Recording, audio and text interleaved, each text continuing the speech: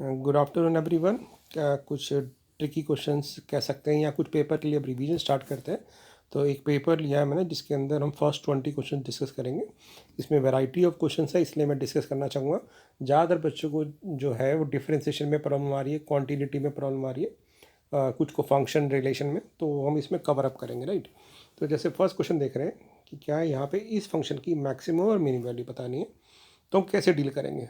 तो मॉड वाले क्वेश्चंस को मैंने आपको बताया हुआ है, हम क्या करते हैं जनरली, या साइन वाले क्वेश्चंस को, यहाँ पे फंक्शन जो है ना हमारा, हालांकि इस मॉड का कोई यूज़ नहीं है। क्यों यूज़ नहीं है इस मॉड का, बताता हूँ अभी मैं। क्योंकि हम ना साइन के क्वेश्चन को, कॉस के क्वेश्चन को हमेशा ऐसे स्टार्ट करते हैं कि the value of sine theta and cos theta always lies between -1 to 1। जब भी कॉस का क्वेश्चन आए या साइन का आए, आपको ऐसे स्टार्ट करनी है जब भी हमसे मैक्सिमम या मिनिमम वैल्यू पूछे या रेंज पूछे। ठीक है, अब +3 हो रहा है तो +3 हम क्या करेंगे, 3 ऐड कर देंगे सारी जगह, इधर भी और इधर भी। तो जब 3 ऐड करेंगे इधर, तो ये बन जाएगा 3 - 1 तो 2, ये बन जाएगा साइन 4x + 3, ये बन जाएगा 4। तो हमारा जो फंक्शन है उसमें मॉड लगा हुआ है। अब इस यहाँ पे मॉड लगाने का फ़ायदा नहीं है, क्योंकि दोनों ही रेंज पॉजिटिव है। प्रॉब्लम तब होती जब माइनस से हमारे पास ना वैल्यू आ रही होती, पॉजिटिव नेगेटिव आ रही होती, फिर प्रॉब्लम होती है। मैं बताऊंगा अभी एक ऐसा सिमिलर क्वेश्चन लेके। तो अगर मैं इसका मॉड ले भी लूँगा, ऑलरेडी पॉजिटिव वैल्यू है, नेगेटिव आती तब तो कन्फ्यूजन होती है। अदरवाइज यहाँ तो ये हम सीधे कह देंगे कि फंक्शन की जो वैल्यू है वो हमारे पास लाई कर रही है 2 से 4। इसका मतलब मिनिमम 2 हो गया, मैक्सिमम 4 हो गया। तो हमसे यही पूछा था कि मिनिमम वैल्यू बताइए और मैक्सिमम। तो मैक्सिमम आ गई 4 और मिनिमम आ गई 2। हमें ये ध्यान रखना है, मैक्सिमम पहले पूछा है, मिनिमम बाद में, इसलिए 4, 2 हो जाएगी। ठीक है ना, ये जान के कन्फ्यूज़ करने के लिए 2, 4 भी दिया हुआ है, जो आपको नहीं लगाना है क्योंकि मैक्सिमम पहले है। ठीक है, अब मैं ये बता रहा था कि क्या हो सकता है, कोई और ऑप्शन कैसे आ सकती है। अगर आपसे पूछा जाता है कि ना साइन x - 2 का मॉड का आंसर बताओ, तो हम कहते हैं कि साइन x जो है वो लाइक करता है -1 से, -1 से लेके 1 के बीच में। और जब मैं -2 करता तो ये आ जाता -3, यहाँ आ जाता साइन x - 2, और यहाँ आ जाता हमारे पास क्या आंसर आता -1। तो हम कहते हैं कि ये जो आंसर है हमारे -1 से -3 के बीच में आ रहे, तो जब हम मॉड लगाते तो वो आंसर 1 से 3 आ जाता, तब हमारा आंसर जो रेंज है चेंज हो जाती। तो इसलिए मैं बता रहा था कि यहाँ पे मॉड कोई फ़र्क नहीं पड़ा, क्योंकि ऑलरेडी पॉजिटिव वैल्यू थी। यहाँ पे पड़ जाएगा, अगर मैं मॉड लगा दूंगा तो हमारे पास आंसर जो होगा वो 1 से 3 बन जाएगा। तो ये ध्यान रखना है आपने। ठीक है, तो फर्स्ट क्वेश्चन क्लियर हो गया आपको। सेकंड की बात करते हैं। यहाँ कह रहे हैं the line this is the tangent to this curve. ये हमारी जो लाइन है इस पर टेंजेंट है। तो एक चीज़ ध्यान रखनी है, जब भी कोई लाइन टेंजेंट होती है किसी भी कर्व पे, तो पॉइंट ऑफ कांटेक्ट पे जो होता है उस पर स्लोप सेम आता है। तो बेसिकली हमें क्या करना है, स्लोप सेम दिखाना है। ठीक है, नहीं तो जब ऐसा क्वेश्चन आए तो स्टार्ट ऐसे करो कि इन पॉइंट में से वो पॉइंट ढूंढ लो जो दोनों को सेटिस्फाई करता हो, क्योंकि पॉइंट ऑफ कॉन्टेक्ट तभी आएगा जब दोनों को सेटिस्फाई करेगा। ठीक है ना। तो कई बार हमारा ये वर्क कर जाता है, जैसे देखो -1, पर अगर मैं पुट करता हूँ एक्स और वाई की जगह, तो ये तो -1 + 1 तो 0 आ जाएगा। डायरेक्ट राइट साइड पे 2 दे रखा है, सेटिस्फाई नहीं हो रहा। एक्स की जगह √3 पुट किया और वाई की जगह 0, तो √3 = 2, ये भी सेटिस्फाई नहीं हो रहा, और अगला भी सेटिस्फाई नहीं हो रहा। तो बिना सॉल्व के ही हम देख सकते हैं कि इसका आंसर 1, 1 आ रहा है। आप यहाँ चेक भी कर लो, 1, 1 पे ये भी सेटिस्फाई करना चाहिए। एक्स की जगह 1 पुट किया, वाई की जगह भी 1 पुट किया, 1, 1। तो कॉमन पॉइंट जब दोनों को सेटिस्फाई करें, अगर हम ऐसे ढूंढ लें तो हमारे लिए बहुत ईजी हो जाएगा। ठीक है ना। तो अदरवाइज नहीं तो हम डेरिवेटिव की बात भी कर सकते हैं कि इसका डेरिवेटिव निकाला, इसका डेरिवेटिव आया 1, इसका डेरिवेटिव निकाला। Otherwise step by step approach किया, हम इसका डेरिवेटिव निकालेंगे, इसका 0 हो जाएगा, -2y। ठीक है, और यहाँ पे हो जाएगा हमारे पास x/-2, और ये 2 से 2 कट जाएगा। तो यहाँ पे dy/x आ गया हमारे पास कितना, ये दोबारा कर देता हूँ इसको, मैं शायद गायब हो गया। हाँ जी, मैं बता रहा था कि इसका स्लोप निकालते हैं, इसका स्लोप आ जाएगा हमारे पास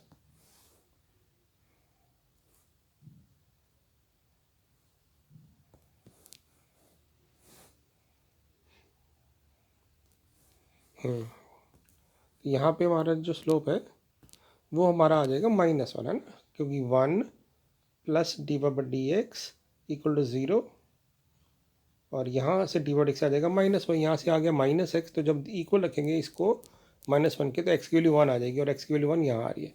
बट ये तो मैंने स्टेप बाय स्टेप अप्रोच बताई, बट आप ट्राई करो एग्जाम के अंदर कि जब हमारे पास पॉइंट दिए हो तो ऐसा पॉइंट ढूंढ लो जो दोनों को सेटिस्फाई करो, कई बार वो भी वर्क कर जाता है। ठीक है, तो आपने ध्यान रखना है ये चीज़। अब चलते हैं थर्ड क्वेश्चन पे। बहुत ही स्ट्रेट फॉरवर्ड क्वेश्चन है, मैं आपको एक चीज़ वैसे बता देता हूँ। इन जनरल आपको ध्यान रखना है कि जो मॉड का जो क्वेश्चन है, हम इसको प्रूव तो कर चुके हैं, बट आपको ध्यान रखना है कि ये जो मॉडुलस फंक्शन होता है, इसका जो ग्राफ होता है वो हमेशा वी शेप होता है। और वी शेप कहाँ, वी शेप का जो एज होता है, ये वाला ये कहाँ होता है, ये होता है जब ये अंदर वाली वैल्यू 0 हो जाएगी। तो हम देखते हैं कि ये वाली वैल्यू 0 कब हो रही है। तो x माइनस ए को जब 0 पुट किया तो x की वैल्यू a आ गई। तो अगर मान लेते ये पॉइंट a है तो यहाँ से ये स्टार्ट होता है, पहली बात। ठीक है ना, इसका मतलब हो गया, अगर आपसे मैं पूछूं कि मॉड x माइनस 1 का ग्राफ कैसे बनेगा, तो आप कहोगे x माइनस 1 का ग्राफ बनेगा, यानी ये वी शेप होगा और 1 से स्टार्ट होगा। अगर मैं बोलूँ आपको f x equal to mod x plus 2 है, तो इसका ग्राफ कैसे बनेगा, आपको इसका भी वी शेप होगा, बट इस बार ये -2 से स्टार्ट होगा, क्योंकि x प्लस 2 इक्वल टू 0 पे जब हम x प्लस 2 को 0 रखेंगे तो x की वैल्यू -2 आ जाएगी। अब इसका फ़ायदा क्या, ये तो हो गया ग्राफ। तो हम क्या देखते हैं, मॉडुलस फंक्शन जो होते हैं हमेशा कॉन्टीन्यूस होते हैं, क्योंकि इसको आप कितना मर्जी एक्सटेंड कर लो कभी गैप नहीं आएगा। ठीक है, वैल्यू आती रहेगी। तो आपको ध्यान रखना है, मॉड फंक्शन हमेशा कॉन्टीन्यूस होते हैं, राइट। बट वो डिफरेंशिएबल का नहीं होते जहाँ पे एज होता है, क्योंकि डिफरेंशिएबल का मतलब है कि उस पॉइंट पे, जिस भी पॉइंट पे हम डेरिवेटिव चेक करना चाहते हैं, उस पर यूनिक डेरिवेटिव आए, मतलब यूनिक स्लोप आए। यूनिक स्लोप आए से मतलब एक ही स्लोप आए, बट अगर एक से ज़्यादा स्लोप आ जाते हैं तो इसका मतलब वो डिफरेंशिएबल नहीं है। तो जब भी ऐसे पॉइंटेड एज आ जाए, ये पॉइंटेड एज आ जाए, कर्व हो तो इज़ डिफरेंट थिंग, बट अगर पॉइंटेड एज आ जाए तो हम कहते हैं कि वो पॉइंट पे डिफरेंशिएबल नहीं है। क्यों, क्योंकि इस पॉइंट पे ये भी लाइन टेंजेंट है और ये भी लाइन टेंजेंट है, तो दो टेंजेंट नहीं होने चाहिए। ठीक है, तो मॉड फंक्शन हमेशा पॉइंटेड एज पे डिफरेंशिएबल नहीं होता है, यानी ये वाला फंक्शन 1 पे डिफरेंशिएबल नहीं होगा, ये वाला फंक्शन -2 पर डिफरेंशिएबल नहीं होगा। अब हमारे पास जो क्वेश्चन है वो इसी से रिलेटेड है। वो पूछ रहा है कि ये जो फंक्शन है ये कहाँ कॉन्टीन्यूस है, तो हम कहेंगे कॉन्टीन्यूस तो हर जगह है, यानी पहली ऑप्शन तो गई कि डिसकॉन्टीन्यूस की बात कर रहा है। ठीक है, अब हमारा क्वेश्चन जो है कॉन्टीन्यूस हर जगह है। अब मैं आपसे पूछूं डिफरेंशिएबल कहाँ का है, तो हम देखते ही बता सकते हैं ना कि ये बताया था मैंने कि जहाँ पे भी पॉइंटेड एज बनता है वहाँ पे डिफरेंशिएबल नहीं होगा। तो ये पॉइंटेड एज कहाँ बनेगा, जब x माइनस 3 को 0 पुट करोगे तो x हमारा 3 आ जाएगा, यानी ये 3 पे डिफरेंशिएबल नहीं है। तो ये कह रहा है नॉट डिफरेंशिएबल एट 2, गलत है। डिफरेंशिएबल एट 3, गलत है, क्योंकि ये फंक्शन डिफरेंशिएबल नहीं है 3 पे बट कॉन्टीन्यूस है, इसलिए ऑप्शन नंबर डी हमारी करेक्ट हो जाएगी। तो बहुत ईजी से क्वेश्चन होते हैं। ठीक है बेटा, तो मॉड के लिए ऐसे ही करना होता है आपको। आपको डिफरेंशिएबिलिटी चेक भी नहीं करनी, मॉड को तो याद ही कर लो आप। ठीक है, और अगर मैं पूछूं कि ना कि ये फंक्शन बताओ, एक मैंने अपनी तरफ से एक क्वेश्चन दे रहा हूँ कि ये बताओ, ये जो एक मॉड फंक्शन है, दो मॉड फंक्शन ले लिए इस बार मैंने, तो ये कहाँ कॉन्टीन्यूस है और कहाँ डिफरेंशिएबल है। तो हम कहेंगे मॉड फंक्शन हमेशा कॉन्टीन्यूस होता है और दो कॉन्टीन्यूस फंक्शन का सम भी कॉन्टीन्यूस होता है, यानी ये फंक्शन हमेशा कॉन्टीन्यूस रहेगा फॉर ऑल। बट ये डिफरेंशिएबल कहाँ का नहीं होगा, जहाँ पे ये 0 हो जाएगा यानी 2 पे, और ये डिफरेंशिएबल कहाँ नहीं होगा, जहाँ पे 3 पे होगा, जब x माइनस 3 को 0 पुट करो x3 आएगा। मतलब ये फंक्शन हर जगह डिफरेंशिएबल है बट 2 और 3 पे नहीं है, ये भी ध्यान रखना आपने। ठीक है, 2 और 3 पे हम डेरिवेटिव नहीं निकाल पाएंगे। अब चलते हैं फोर्थ क्वेश्चन की तरफ। ये कह रहा है ये फंक्शन दिया हुआ इनमें से कौन सी स्टेटमेंट ठीक है, तो हम मैक्सिमम में कैसे निकालते हैं बेटा, पहले डेरिवेटिव लेते हैं। तो इसका डेरिवेटिव लेते हैं, देखते हैं क्या आता है। हमने ना फोर्थ क्वेश्चन में इसका डेरिवेटिव लिया, क्या आ जाएगा देखिए, 2x³ है, 2 एज इट इज x³ का 3x², तो ये बन जाएगा 6x²। ये बन जाएगा -24x², 21 इंटू x² तो 21 इंटू 2x हो जाएगा, और 36x है तो 36 हो जाएगा, बाकी टर्म का डेरिवेटिव 0 हो जाएगा। तो यहाँ से हमारा 6 कॉमन आ रहा है, तो x² -7×42 प्लस 6। अब इसको तो फैक्टर बन रहे हैं, फैक्टर दिख रहे हैं कि x-1 और x-6 बन गए। तो हमने जब 0 के इक्वल रख दिया तो x की वैल्यू मेरे पास 1 आ गई और 6 आ गई। इसका मतलब मेरे पास क्रिटिकल पॉइंट 1 है और 6 है। ठीक है बेटा, अब हम क्या करते हैं, फर्स्ट डेरिवेटिव निकालने के बाद सेकेंड डेरिवेटिव निकालते हैं। तो इसका सेकेंड डेरिवेटिव निकालते क्या आ जाएगा, ये आ जाएगा 6 इंटू 2x माइनस 7। अब हमने ये वाले पॉइंट पुट करने हैं, जिसमें भी सेकेंड डेरिवेटिव पॉजिटिव होगा वो केस ऑफ मिनिमा होता है, और जिस पे भी सेकेंड डेरिवेटिव नेगेटिव होगा वो केस ऑफ मैक्सिमा होता है। तो मैंने ना सेकेंड डेरिवेटिव में 1 पुट किया, तो ये बन गया 2 माइनस 7 माइनस 5 इंटू 6। हमें वैल्यू नहीं देखनी, हमने देखनी पॉजिटिव या नेगेटिव, तो ये नेगेटिव आ रहा है।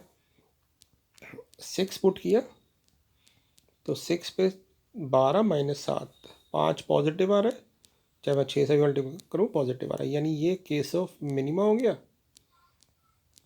केस ऑफ मिनिमा हो गया, और दूसरा वाला पार्ट केस ऑफ मैक्सिमा हो गया।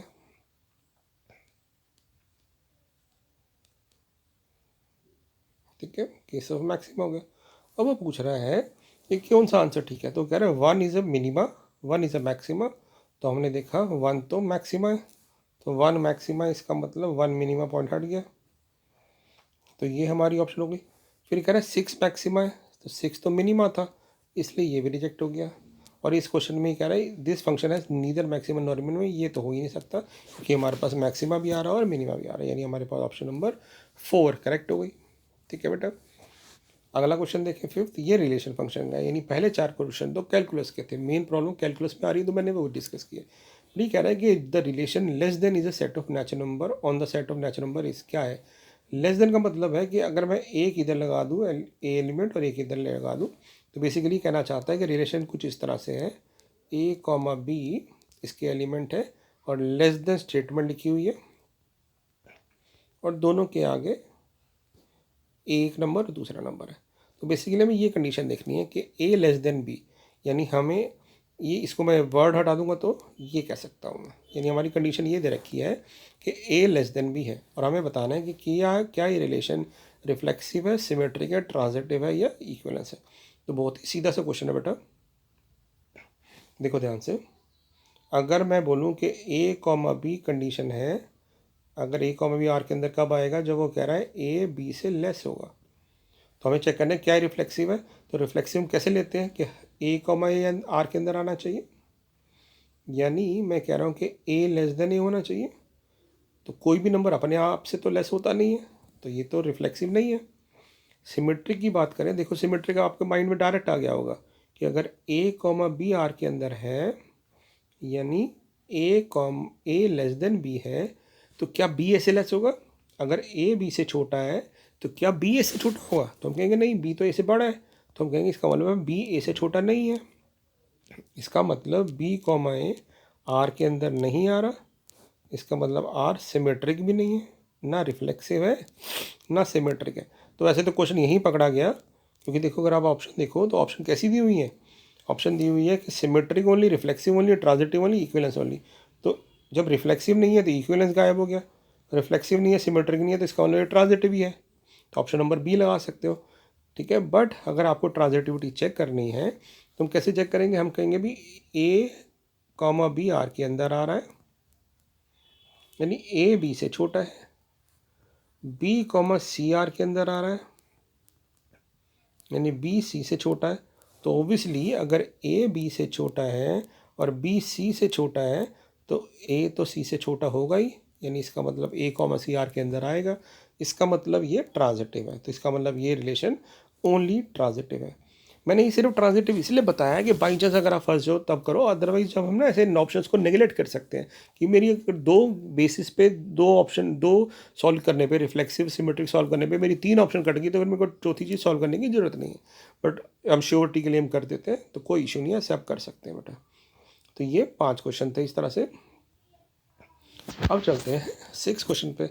ये पूछ रहा है इस रिलेशन पे, ये जो ऊपर रिलेशन दिया हुआ है ये कैसा रिलेशन है। तो क्योंकि ए के अंदर 3 6 9 12 आ रहा है और 3 3 6 6 9 9 12 12 हर एलिमेंट की पेयरिंग है, इसका मतलब ये रिफ्लेक्सिव तो है। बट हमें रिफ्लेक्सिव चेक भी करने की जरूरत नहीं थी क्योंकि रिफ्लेक्सिव तो हर एक में दे रखा है, देखो आप, है ना।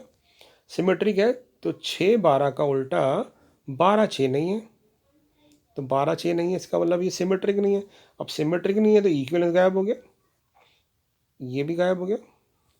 अब मेरे पास दो ऑप्शन बचती हैं कि सिर्फ रिफ्लेक्सिव है या रिफ्लेक्सिव और ट्रांजिटिव है। तो ट्रांजिटिव के लिए हम क्या करेंगे, कॉन्जिक्यूटिव पेयर ढूंढेंगे। तो आप क्या कोई कॉन्जिक्यूटिव पेयर ढूंढ पा रहे हो? देखो जरा, अगर कॉन्जिक्यूटिव पेयर ढूंढो या फिर ऐसे पकड़ो कि 12 6 नहीं है, ठीक है, 12 6 नहीं है, तो अगर ट्रांजिटिव में हमें ए बी सी होता है तो ए सी चाहिए होता है, तो ए सी नहीं है, तो मैं ए को 12 मान लेता हूँ, सी को 6। तो कोई ऐसा एलिमेंट देखो 12 के साथ कोई एलिमेंट ऐसा है और यहाँ पे कोई डैश के साथ 6 है, तो अगर मैं बी को 3 मान लूँ तो 3 6 है, 12 3 नहीं है। मतलब कोई कॉन्जिक्यूटिव पे ढूंढने की कोशिश करनी है आपने बेटा। अगर ये कॉन्जिक्यूटिव ढूंढ पा रहे हैं तो चलेगा, नहीं तो नहीं। तो हम मेरे को लगता है कि कोई कॉन्जिक्यूटिव पे नहीं मिल पा रहा है हमारे को। ये देखिए 3 6 और 6 12 मिल गया, तो 3 6 और 6 12, तो कॉन्जिक्यूटिव पेयर मिलने के बाद 3 12 होना चाहिए, ये बैठा है 3 12, ठीक है। और देखें और कोई कॉन्जिक्यूटिव पेयर है, और कोई कॉन्जिक्यूटिव पेयर नहीं मिल पा रहा, तो इसका मतलब ये ट्रांजिटिव भी है, रिफ्लेक्सिव ओनली नहीं ट्रांजिटिव है। तो कॉन्जिक्यूटिव हम कैसे देखेंगे बेटा, अगर ये 3 पे स्टार्ट हो रहा है तो 3 से ख़त्म होने वाला कोई होना चाहिए, तो सिर्फ ये है। तो 3 3 3 9, तो 3 9 होना चाहिए, खुद है, ठीक है। ऐसे ही 3 3 और 3 12 चेक करें तो 3 12 होना चाहिए, 3 12 एक खुद है, मतलब हमें उस अपने से स्टार्ट होने वाला चाहिए। तो हम क्या देख रहे हैं, सारी कंडीशन सेटिस्फाई हो रही है, बट नहीं तो फिर भी आप एक बार गो थ्रू कर लेना, ठीक है।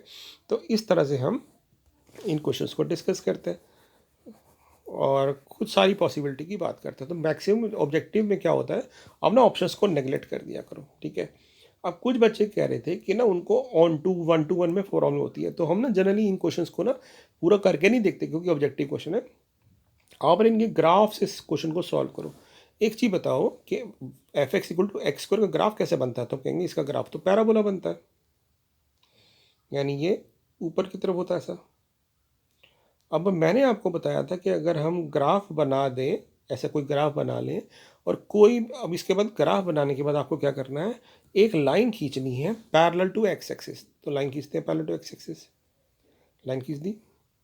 अब आपको देखना है कि ये लाइन कर्व को एक ही पॉइंट पे कट करनी चाहिए। अगर एक ही पॉइंट पे कट करती है तो ये 1 to 1 है, नहीं तो नहीं है। तो आप खुद ही देखो, ये लाइन इसको एक से ज़्यादा पॉइंट पे कट कर रही है, तो इसका मतलब ये 1 to 1 तो नहीं है, 1 to 1 नहीं है मतलब इंजेक्टिव तो नहीं है, यानी ये ऑप्शन भी गई इंजेक्शन वाली, ये भी गई। तो 1 to 1 के लिए हम क्या देखते हैं कि सिंपल हर फंक्शन की वैल्यू हर एक्स पे एक ही बार आए, बट अगर वो लाइन 2 बार कट रही है या 3 बार कट रही है, इसका मतलब 1 to 1 नहीं है, ठीक है, पहली बात। दूसरी बात, ऑन टू कैसे चेक करते हैं, ऑन टू हम चेक करते हैं कि इस फंक्शन के जो आंसर हैं, ठीक है, वो हमेशा इसको मैच करने चाहिए। यानी ये कह रहा है कि हमारे फंक्शन की वैल्यू, ये लिखा था रियल नंबर, तो ये कह रहा है कि सारे फंक्शन की रियल वैल्यू आनी चाहिए। तो अब आप देखो कि क्या इस ग्राफ से हम सारी रियल वैल्यू अचीव कर पा रहे हैं, यानी ग्राफ हर वाई एक्सिस पे, ये वाई एक्सिस बेटा, वाई एक्सिस पे सारी वैल्यू अचीव कर पा रहा है। तो हम कहेंगे नहीं, कहाँ कर पा रहा है, ये तो सिर्फ ऊपर ऊपर है, यानी कोई भी नेगेटिव वैल्यू नहीं आ रही, कोई भी नेगेटिव वैल्यू नहीं आ रही। तो इसका मतलब है कभी भी ग्राफ नेगेटिव वैल्यू नहीं देगा, तो इसका मतलब है हमारा रेंज और कोडोमेन मैच नहीं करेगा। तो इसका मतलब ये फंक्शन क्या होगा, ये ऑन टू भी नहीं होगा, यानी सर्जेक्टिव भी नहीं है। तो हमारी ऑप्शन नंबर डी करेक्ट हो जाएगी। बट अगर यहाँ पे इस आर की जगह ये दिया होता ना बेटा आर प्लस, तो हम कहते हैं कि भी हाँ सिर्फ पॉजिटिव रियल नंबर आने चाहिए और पॉजिटिव नंबर आ रहे हैं हमारे वाई के, तो उस केस में ये ऑन टू फंक्शन बन जाता। तो ग्राफ से हम फटाफट क्वेश्चन को पिक कर लेते हैं, ठीक है। अब देखो मैं एक और क्वेश्चन कराता हूँ, अगला वाला ही। अगला वाला क्या कह रहा है, 8th क्वेश्चन, ये कह रहा है कि भी इसको चेक करो, बताओ जरा मॉड एक्स जो है ये 1 to 1 है कि नहीं है, 1 to है कि नहीं। बिल्कुल सेम अप्रोच देखो, वो अभी हमने पीछे अभी इसी ट्यूटोरियल में सीखा कि मॉड एक्स का ग्राफ कैसे बनाएंगे। मॉड एक्स का ग्राफ तो वी शेप बनता है, तो हम कहेंगे भी वो मॉड एक्स का ग्राफ तो वी शेप बनेगा। ये होगा कहाँ से स्टार्ट, तो मैंने बताया था मॉड के बीच वाली टर्म को हम 0 के इक्वल रख देंगे। तो मॉड के बीच में तो एक्स ही आ रहा है, उसको 0 के इक्वल रखोगे तो एक्स 0 आ गया, यानी ये वी शेप ऐसे बन जाएगा। अब आप खुद देखो कि क्या ये 1 to 1 है। तो 1 to 1 के लिए हमने क्या सीखा था, एक लाइन आपने खींचनी है पैरेलल टू एक्स एक्सिस, तो पैरेलल टू एक्स एक्सिस खींचते हैं। अब आपको देखना है कि ये फंक्शन इस लाइन को, मतलब ये लाइन इस कर्व को एक ही पॉइंट पे कट करनी चाहिए। अगर एक पॉइंट पे कट कर रही है तो 1 to 1 है, नहीं तो नहीं है। तो ये तो एक से ज़्यादा पे कट कर रही है, तो इसका मतलब ये 1 to 1 नहीं है, 1 to 1 नहीं है, ये भी गया, ये भी गया। अब हम रेंज की बात करते हैं, तो क्या इसके आंसर क्या क्या आ पा रहे हैं? मॉड क्या है? मॉड तो हमें पता है कि पॉजिटिव आंसर देता है, यानी ये वैल्यू हमेशा 0 से ऊपर आ रही है ना, कभी नेगेटिव नहीं आ रही। देखो अब ये कभी भी इससे नीचे नहीं जा रहा ग्राफ, यानी नेगेटिव वैल्यू तो नहीं आ रही, बट वो कह रहा है कि सारे रियल नंबर आने चाहिए। तो हम कहेंगे सारे रियल नंबर कहाँ आ रहे हैं? हमारे पास तो सिर्फ पॉजिटिव रियल नंबर आ रहे हैं, यानी रेंज जो आनी चाहिए थी सारे रियल नंबर नहीं आ रही है। इसका लो रेंज हमारी कोडोमेन के बराबर नहीं है। कोडोमेन है, ये होता है कोडोमेन, इसके बराबर नहीं है। और रेंज होती है जो हमारे आंसर आ रहे हैं, सिर्फ पॉजिटिव आंसर आ रहे हैं, तो हमारी रेंज कोडोमेन के बराबर नहीं है। इसका लो ऑन टू भी नहीं है, तो हमारे पास ऑप्शन नंबर डी करेक्ट हो जाएगी। तो इस तरह से इन क्वेश्चंस को जब आप करोगे ना, ग्राफ से करो या फिर वैल्यूज़ को चूज़ करके करो, तो जल्दी क्वेश्चन सॉर्ट हो जाएंगे। ठीक है, अब देखो अगला क्वेश्चन, 9th क्वेश्चन। ये तो बहुत सिंपल है, आप कर ही लोगे। साइन के अंदर जब नेगेटिव आता है तो हम क्या करते हैं बेटा? साइन के अंदर नेगेटिव होता है तो वो तो बाहर आ जाता है। तो बेसिकली हमें देखना है साइन की टेबल में हाफ कब होता है, 30 डिग्री पे होता है। तो हम कहते हैं कि हमारा आंसर आ गया -π/6। तो ऑप्शन नंबर -π/6 ये है। अब जो 10th क्वेश्चन है ये इस प्रॉपर्टी पे है। एक प्रॉपर्टी बहुत याद कर लो अच्छी तरह कि sign inverse of theta plus cos inverse of theta हमेशा π/2 होता है। ठीक है, तो ये प्रॉपर्टी बहुत जगह लगती है, डेरिवेटिव में भी लगेगी, इन्वर्स में भी लगेगी, अभी आप अगले टर्म में इंटीग्रेशन करोगे वहाँ भी लगेगी। तो ये क्वेश्चन उसी प्रॉपर्टी पे बेस्ड है। कैसे? देखो, पहली बात ना, यहाँ पे ये क्वेश्चन इस तरह से लिखा हुआ है बेटा, साइन फिर ये पूरी टर्म और राइट साइड पे 1 है। तो ना क्योंकि यहाँ पे साइन है तो मैं चाहता हूँ राइट साइड पे ना साइन में कुछ आ जाए, तो मैं ढूंढता हूँ कि साइन की वैल्यू 1 कब होती है। तो मैं कहूँगा भी साइन की वैल्यू तो 190 भी होती है। तो मैंने 1 को ना साइन π/2 लिख दिया। अब मैंने ना साइन से साइन काट दिया या फिर एंगल कंपेयर कर दिया कि ये एंगल इसके इक्वल हो गया, यानी sine inverse of 1/5 plus cos inverse of x equal to π/2 है। अब मुझे प्रॉपर्टी याद आई कि भाई sine inverse of theta plus cos inverse of theta तो π/2 होता है, यानी जब भी sine of something plus cos of something π/2 हो, इसका मतलब है ये दोनों एंगल बराबर होने चाहिए। तो हम कहेंगे इसका मतलब ये दोनों एंगल बराबर होने चाहिए। इसका मतलब x किसके इक्वल होना चाहिए? हम कहेंगे भी x 1/5 के इक्वल होना चाहिए, और वो आपसे x ही तो पूछ रहा है, तो हम कहेंगे x आपका 1/5 हो जाएगा। तो इस टाइप के क्वेश्चंस को हम ऐसे डील करते हैं। ठीक है, तो आई थिंक आप समझ पा रहे हैं। ओके, अब ये 3 क्वेश्चन मैट्रिसेस के हैं। 3 क्वेश्चन देखो, पहला क्वेश्चन जो है वो ये है कि भाई 1 m दे रखा है, हमसे ये वैल्यू पूछी है। तो एक अप्रोच तो क्या थी, हम m² निकालेंगे। ठीक है, फिर उसको यहाँ पे मैट्रिक्स में पुट कर देंगे और फिर लैम्डा पुट करेंगे और ऐसे सॉल्व करेंगे ना। और ये I2 का मतलब होता है कि आइडेंटिटी मैट्रिक्स है जिसका ऑर्डर 2/2 है। इस 2 का मतलब ऑर्डर होता है, इससे कंफ्यूज नहीं होना। आइडेंटिटी मैट्रिक्स मतलब 1 0 0 1। बट अगर आपको याद हो, आपने क्लास अटेंड की हो, तो मैंने इसका ना एक शॉर्टकट बताया था आपको। क्या शॉर्टकट है? जब भी ऐसी कोई इक्वेशन फ्रेम करनी हो तो आपको शॉर्टकट क्या लगाना है, जो भी डायगोनल एलिमेंट्स होते हैं यानी 1 और 3, इनमें से वो मैट्रिक्स माइनस कर दो। यानी ये m है तो m माइनस कर देते हैं। ये सिर्फ शॉर्टकट बता रहा हूँ, इसको आपको ये नहीं समझना कैसे आया क्या है, ये शॉर्टकट है। ठीक है, माइनस कर दिया और इनको एज इट इज लिख दो और मैट्रिक्स को डिटरमिनेंट बना के अब इसको सॉल्व करो। इसको सॉल्व करो, तो इसको सॉल्व करते हैं, क्या आ जाएगा? इसको सॉल्व करोगे तो पहले ये दोनों मल्टीप्लाई होते हैं, तो 1 - m इंटू 3 - m। तो मैं इसको ना माइनस कॉमन ले लेता हूँ, तो ये बन जाएगा m - 1 m - 3 minus non diagonal element 4 equal to 0। अब इसको अब सॉल्व कर दो इक्वेशन को, तो ये बन जाएगा m² -1m - 3m, तो बन जाएगा -4m, माइनस माइनस +3 -4, तो -1 बच जाएगा। तो ये जो इक्वेशन है ये यही आ जाती है। ठीक है, और कांस्टेंट के साथ i लगा दो, तो इसका मतलब है m² - 4m - i 0 होना चाहिए। तो वो पूछ रहा है लैम्डा क्या होगा, तो हम कहेंगे लैम्डा तो बहुत आसान है, लैम्डा हमारा 4 आ जाएगा। और आप डायरेक्टली सॉल्व करके देखना यही आएगा, बट ये शॉर्ट ट्रिक है। ठीक है, तो इस ट्रिक से आप फटाफट सॉल्व कर सकते हैं इन टाइप के क्वेश्चंस को। ठीक है ना, अगर आपको समझ नहीं आई तो मैं एक क्वेश्चन आपके लिए और इसी के बेस पे क्रिएट करता हूँ। देखो, अब मुझे बताना क्या होगा। मैं ये बोलूँ कि ना एक मैट्रिक्स A है जो है 2 1 1 5, और मेरे पास एक इक्वेशन है a² प्लस x है plus y i equal to 0। तो x और y क्या होगा? आपने करे होंगे इस टाइप के क्वेश्चन, तब तो हम क्या करते थे, ए स्क्वायर निकालते हैं, फिर ए स्क्वायर की वैल्यू पुट करते हैं, और जब ए 3/3 आ जाएगा तो बहुत बड़ा क्वेश्चन आ जाएगा। तो बट ये ट्रिक हमेशा वर्क करेगी। तो हमने क्या करना है, पहले मैट्रिक्स को डिटरमिनेंट में कन्वर्ट करना है, डायगोनल एलिमेंट में से लिख देना है वही मैट्रिक्स, यानी 2 - a 5 - a, और इनको एज इट इज रख के इसको सॉल्व करना है। अब इस डिटरमिनेंट को खोलो, कैसे सॉल्व करते हैं, दिस माइनस दिस, तो ये बन जाएगा 2 - a 5 - a -1 equal to 0। y equal to 1 भी रख सकते हैं, या ऐसे करते हैं, यही रहने देते हैं, कन्फ्यूज हो जाओगे आप, -1 इक्वल टू 0। अब इसको a -2 और a -5 भी लिख सकता हूँ, नहीं तो डायरेक्टली मल्टीप्लाई कर देता हूँ। तो क्या आंसर आएगा, देखो ये आ जाएगा a² -2a -5a -7a +10 - 1 9, और अकेला कांस्टेंट हो तो उसके साथ i लगा दो। इसका मतलब है ये हमारी इक्वेशन आ गई।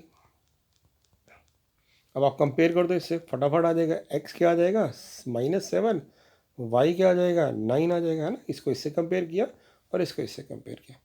तो इस टाइप के क्वेश्चन जब आए तो आप डायरेक्टली ये शॉर्टकट लगा सकते हो, बहुत ही यूज़फुल रहेगा। ठीक है, 12th क्वेश्चन देखें, या पहले 12th क्वेश्चन आप कर लेना, नहीं तो चलो ये वाला करवा देता हूँ मैं, और 13 आप कर लेना। ये पूछ रहा है इनमें से कौन सा मैट्रिक्स सेटिस्फाई करेगा, कौन सी चीज़ नॉट डिफाइन है, विच इज़ नॉट डिफाइन। तो क्लियरली दिख ही रहा है आपको बेटा कि जब हम ए स्क्वायर करेंगे तो ए स्क्वायर का जो ऑर्डर आएगा, जैसे ए 3/3 है तो ए स्क्वायर का ऑर्डर भी 3/3 आएगा, बट बी का ऑर्डर कितना है 3/2। तो ये तो ऐड ही नहीं हो पाएगा, ऑर्डर डिफरेंट है, तो इसका मतलब है ये डिफाइन नहीं हो पाएगा। ठीक है, तो हमारा आंसर हो गया ए। बट फिर भी एक बार वेरीफाई कर लेते हैं, डी की और डी हो पाएगा, डी ए है 3/3, बी है 3/2, यस मल्टीप्लाई हो पाएंगे, क्योंकि मल्टीप्लाई कब होती है, जब दोनों मैच करते हैं। बी डैश सी पूछा है, बी डैश जब निकालोगे तो 3/2 का ऑर्डर 2:3 हो जाएगा, सी का ऑर्डर 3:1 है, तो ये भी मल्टीप्लाई हो पाएगा। तो यानी सारे हो पा रहे हैं, सिर्फ ए नहीं हो पा रहा है, और के। ठीक है, तो इस टाइप के क्वेश्चन क्या डालेंगे। अभी कह रहा है एलिमेंट ऑफ थर्ड रो, एक लास्ट क्वेश्चन स्क्रीन पे, तो वो भी दिखा देता हूँ मैं, फटाफट सॉल्व करा देता हूँ, और उसके बाद इसको ओवर कर देंगे। ये ए और बी मैट्रिक्स दिया हुआ है, बट ये पूछ रहा था element third row and third column in A B's, यानी हमसे पूछ रहा है कि भाई थर्ड रो और थर्ड कॉलम का एलिमेंट क्या होगा। ठीक है, और वो पूछ रहा है ए बी का, तो इसका मतलब है कुछ बच्चे क्या करेंगे, इसमें पूरा ए बी निकालने बैठ जाएंगे। बट जो हमने पढ़ा था, याद होगा आपको, मैंने प्रोडक्ट बताया था, जब हम मल्टीप्लाई करते हैं तो उस मल्टीप्लाई में जो भी एलिमेंट होता है हम क्या करते हैं मल्टीप्लाई में, जैसे ये 3 पूछा ना, इसका मतलब है फर्स्ट मैट्रिक्स में थर्ड और सेकंड मैट्रिक्स में भी थर्ड कंसीडर करो, और यहाँ उसने खुद ही बोल दिया थर्ड रो, तो यानी फर्स्ट मैट्रिक्स की थर्ड रो लो, और थर्ड कॉलम बोला है तो थर्ड कॉलम लो और इसको मल्टीप्लाई कर दो, क्योंकि ए बी में ए पहले आता है बी बाद में आता है ना, तो हमें सिर्फ इसी को देखना है, तो हम इसको डायरेक्टली मल्टीप्लाई कर देंगे। कितना आ जाएगा -3 × 2 तो -6, 2 × 5 10, और अगले टर्म 0, तो हमारे पास आंसर आ जाएगा 4। तो यानी इस क्वेश्चन में आपको पूरा ए बी निकालने की जरूरत नहीं है। अगर वो पूछता कि ए बी का 2 1 बताओ, तो 2 1 मतलब फर्स्ट एलिमेंट, फर्स्ट मैट्रिक्स की सेकंड रो लेते हैं, सेकंड वाले मैट्रिक्स का फर्स्ट कॉलम लेते हैं और उसी को मल्टीप्लाई करते हैं, तो पूरा सॉल्व करने की जरूरत नहीं है, हो सकता है ऐसा क्वेश्चन आ जाए। ठीक है, तो इसको सबको रिवाइज कर लीजिए, अभी मैं और ट्यूटोरियल में डिस्कस करूँगा, क्योंकि ऐसे क्वेश्चन जितने प्रैक्टिस करोगे, जितने समझोगे, उतना अच्छा रहेगा आपका। ठीक है, थैंक यू।